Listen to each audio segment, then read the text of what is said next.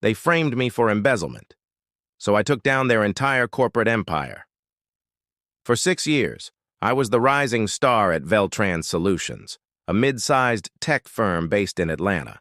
I joined straight out of college, bright-eyed, hungry, determined. To prove myself, I started in IT support, fixing printers and resetting passwords. But I was fast, focused, and I asked questions nobody else was asking.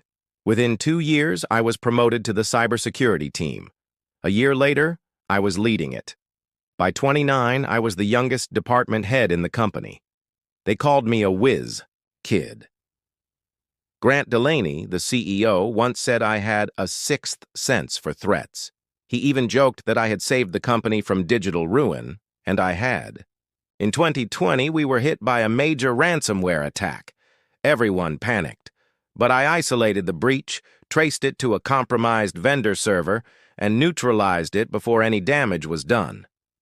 My team got bonuses. I got a standing ovation at the quarterly meeting. Grant gave me a Rolex. I still have it. I worked 70-hour weeks, skipped vacations, turned down job offers from bigger firms. I believed in Veltran. I thought they believed in me. But I was wrong. It started small. A quiet audit. Routine, they said. Nothing to worry about. Then I noticed our financial systems were being monitored unusually closely. A week later, I got an email from HR mandatory meeting. No subject. No agenda. When I walked into the room, 3 people were waiting. The HR director, the CFO, and Grant. Nobody smiled. They showed me a printed report. $206,000 in unauthorized vendor payments traced back to my login credentials. Payment approvals. Email chains. Everything pointed to me. I was speechless. I laughed, thinking it was some elaborate prank, but nobody else was laughing. They told me I was being suspended immediately, pending investigation. My laptop was confiscated. My access was revoked. Security walked me out of the building. I stood in the parking lot, staring at my car, unable to comprehend what had just happened. A week later, I got a letter in the mail. I was fired for gross misconduct. No severance, no appeal. A vague offer, not to pursue legal action if I kept quiet. Then the rumors started. Word spread fast. Friends stopped returning my texts. Coworkers blocked me on LinkedIn. Recruiters ghosted me. I was blacklisted. Even my apartment lease wasn't renewed. My girlfriend of 4 years left me, said she didn't want to be with someone who stole from his company. I spiraled, sold my car to make rent, worked delivery apps, ate ramen every day. I had gone from cyber prodigy to corporate pariah in less than a month.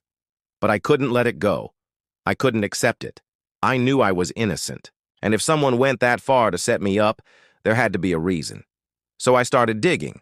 I had backups, old logs, code snippets from side projects I ran in the background. At night, I poured through every file, every server log I had saved. I taught myself forensic auditing using online courses and obscure forums. After weeks of sleepless nights, I found it.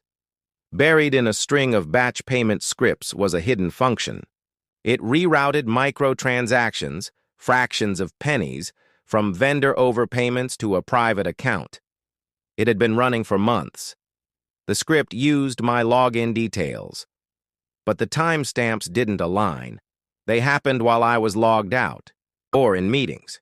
It was remote, spoofed, and then I found the smoking gun, a comment left in the code. Just 4 letters, PBN, Paul Benson. Paul was a systems engineer.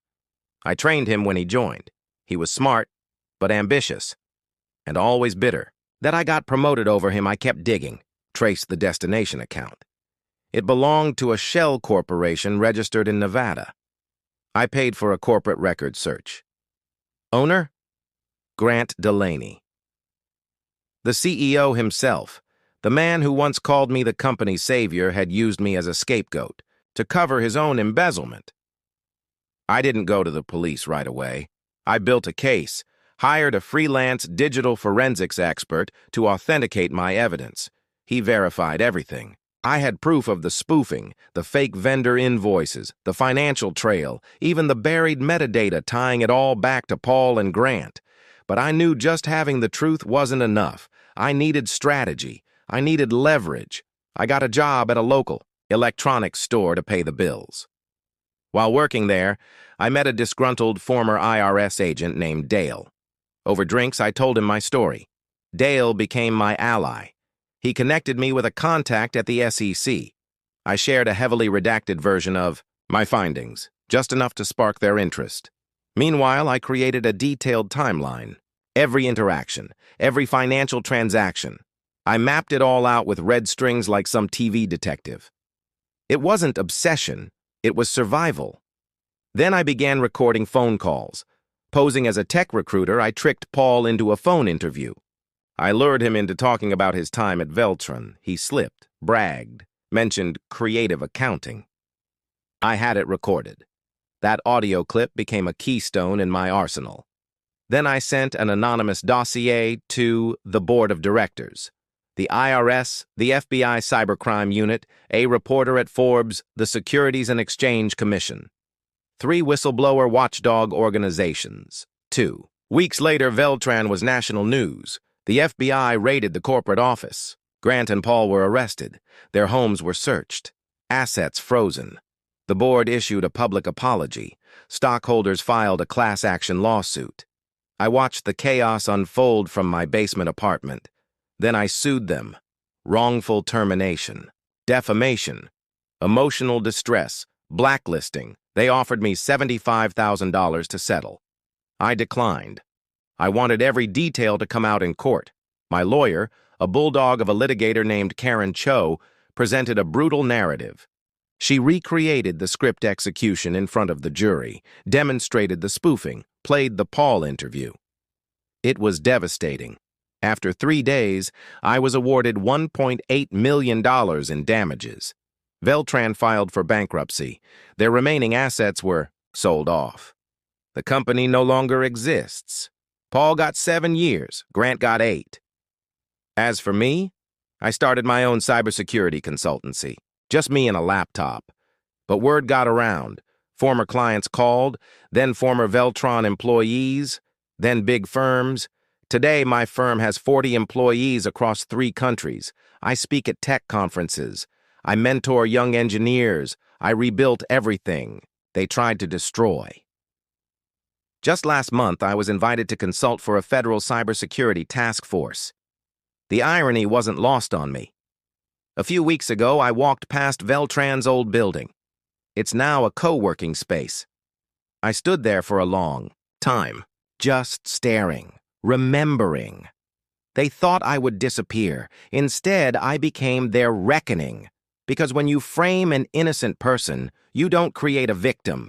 You create an enemy who has nothing to lose and all the time in the world to make things right.